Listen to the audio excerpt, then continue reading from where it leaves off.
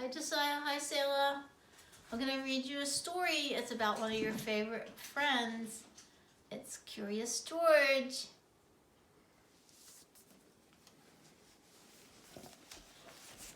I'm reading Curious George and the Pizza Party. George was a good little monkey and he was always very curious. Today he wasn't just curious, he was excited. So excited, in fact, he was turning flips and standing on his head. A little girl in George's building had invited him to her pizza party. George had never been to a pizza party before, but he loved parties and he loved pizza, so he knew it had to be good. "George, it's time for the pizza party," said the man with the yellow hat. "Have fun, and remember, be on your best behavior." George got to the party in perfect time.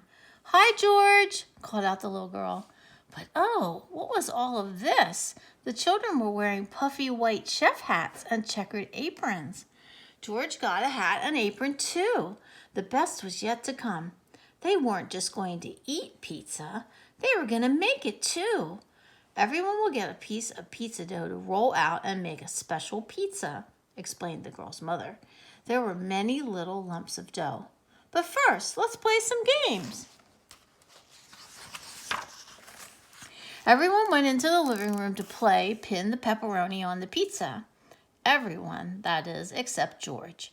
He was curious about those pieces of dough. George thought and thought. If lots of little pieces of dough were good, maybe one huge one would be even better. He gathered the lumps of dough together and squished and squashed until they became the very biggest piece of dough he'd ever seen. What fun! Maybe rolling it out would be even more fun. But the thinner it got, the further it spread out. And before he knew it, the dough covered the table, then the chairs, and then George. Without the flour, it started to stick to everything, including George. George stopped to think. Maybe the dough was better off in small pieces after all. George got a pair of scissors and began cutting up the dough into lots of different shapes. He thought everyone would be pleased. "George, what have you done to the kitchen?" The little girl's mother didn't look very happy. "I think it's time for you to go home now." How surprised and sad George was.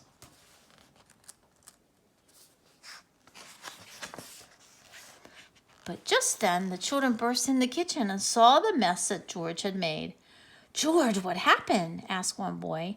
The other children looked at the shapes George had made with wide eyes. "Wow, George, I've never seen pizza dough like that before," said the little girl, smiling. "Well," said her mother, "if you can clean up this mess quickly, George, I suppose you can stay to make pizza."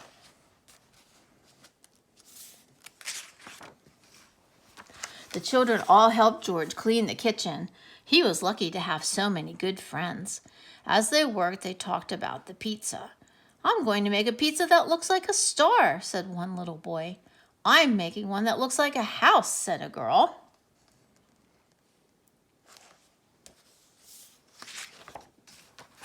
The pizza looked wonderful. One looked like a rainbow, another a stop sign, and still another like a balloon. There was even a pizza that looked curiously like George. "Well, George," said the girl's mother, "the pizzas taste great, and thanks to you, they look wonderful too." Everyone agreed.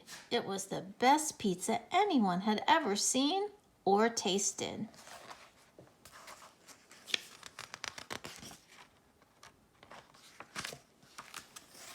For the second time that day, George was so happy he turned flips and stood on his head. Of course, it was a little harder to turn flips with so much pizza in his belly, but George didn't mind. It had been a wonderful pizza party. So Georgie did it again.